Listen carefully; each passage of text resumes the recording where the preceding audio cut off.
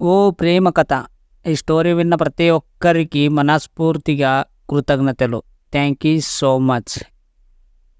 ఇందులోని పాత్రలు కేవలం కల్పితాలు మాత్రమే, ఎవరిని ఉద్దేశించినవి కావు. అవి ఏషియంట్ రాసి ఎవరికి ఎంత ర్యాంక్ వచ్చిందో ఆ ర్యాంక్స్ బట్టి ఆ కాలేజీలో చేరుతున్నారు.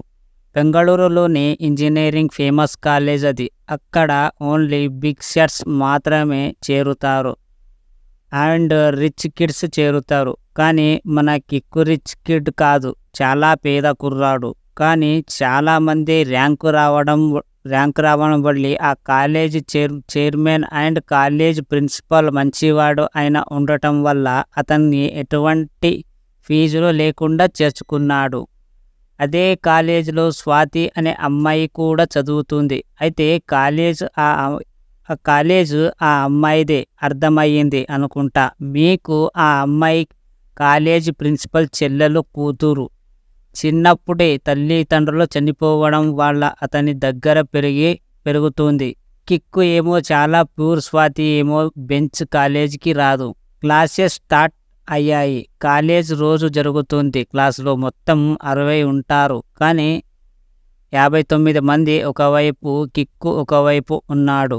ఎందుకంటే వాళ్ళందరూ రిచ్ కిడ్స్. కానీ ఇతను సరైన డ్రెస్ లేక ఇబ్బంది పడేవాడు.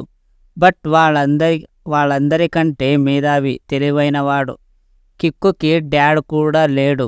స్వాతికి పొగరు ఎక్కువ, అహంకారం ఎక్కువ. కాలేజీలో ఏదో చిన్న ఫంక్షన్ జరుగుతుంటుంది. లంచ్ టైంలో స్వాతి అండ్ తన ఫ్రెండ్స్ అందరూ కలిసి మాటలు చెప్పుకుంటారు. అటువైపుగా వస్తున్న కిక్కుని చూసి స్వాతి చిటికేసి పిలుస్తుంది. కిక్కు ఏంటి అని వస్తాడు.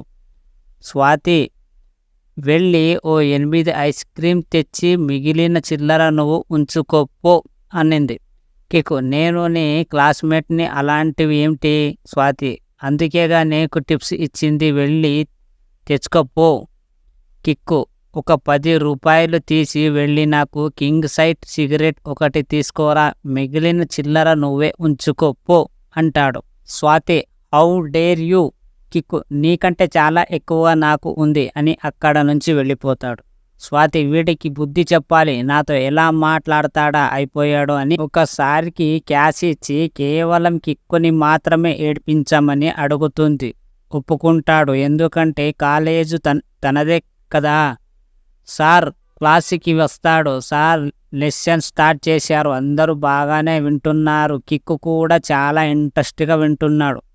సార్ కావాలని కిక్కుని లేపాలని అనుకున్నాడు.